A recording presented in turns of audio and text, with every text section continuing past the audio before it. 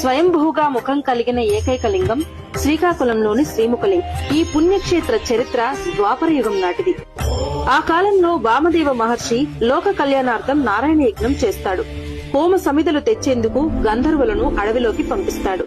కాని వారు బోయవారిని చూసి మోహించి యజ్ఞాన్ని మర్చిపోతారు. కోపగించిన మహర్షి వారిని శపిస్తాడు. ఇప్పటి నుంచి మీరు మానవులుగా అడవుల్లోనే జీవించండని శపిస్తాడు.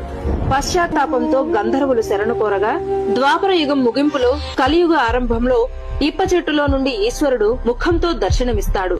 ఆ దర్శనం తర్వాత మీ శాప విమోచనం కలుగుతుంది అని మహర్షి వారికి చెప్తాడు. కాలం గడుస్తుంది. కలియుగం ప్రారంభమవుతుంది. గంధర్వుల్లో ఒకరైన చిత్రసేన మహారాజు చింత అనే స్త్రీని వివాహం చేసుకుంటాడు. తర్వాత కొంతకాలానికి చిత్కల అనే జంగమ స్త్రీ కాశీకి వెళ్తూ దారి తప్పి రాజు వద్ద ఆశ్రయం కోరుతుంది.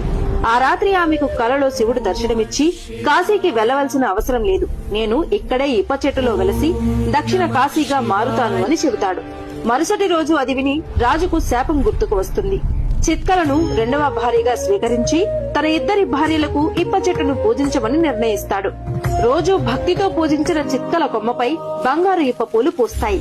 అహంకారంతో పూజించిన చింత కొమ్మపై సాధారణ పూలు మాత్రమే పూస్తాయి. అసూయతో చింత గొడవ పెట్టి కొమ్మలు మార్చమని రాజును కోరుతుంది. కాని దేవుని చిత్తం మాత్రం మారదు. మళ్లీ చిత్కల కొమ్మలకు బంగారు పూలే పూస్తాయి. చింత చిత్కలను నిందించడం మొదలు పెడుతుంది. చివరికి రాజు విసిగి చెట్టును నరికేస్తాడు. అప్పుడు ఆ చెట్టు నుండి దివ్యమైన అగ్ని జ్వాలలు లేచి రాజును మూర్ఛితుని చేస్తాయి. భయంతో చిత్కల పరమశివుణ్ణి ప్రార్థిస్తుంది. ఆ జ్వాలలు చల్లబడి రాజు మళ్లీ స్పృహలోకి వస్తాడు. నరికిన చెట్టు మూలం శిల రూపంలో మారి శివుడి ముఖంతో దర్శనమిస్తాడు. అదే మన శ్రీముఖలింగేశ్వర స్వామి. ఇంద్రుడు సహా దేవతలు మునులు వచ్చి ఆ లింగాన్ని దర్శించగా ఆ క్షేత్రం పేరు శ్రీముఖలింగేశ్వర క్షేత్రంగా ప్రసిద్ధి చెందింది. ఈ పుణ్యక్షేత్రం భీమేశ్వర, సోమేశ్వర, ముఖలింగేశ్వర లింగాలతో విరాజిల్లుతోంది. ఇలాంటి మరిన్ని చరిత్రల కోసం ఫాలో చేయండి.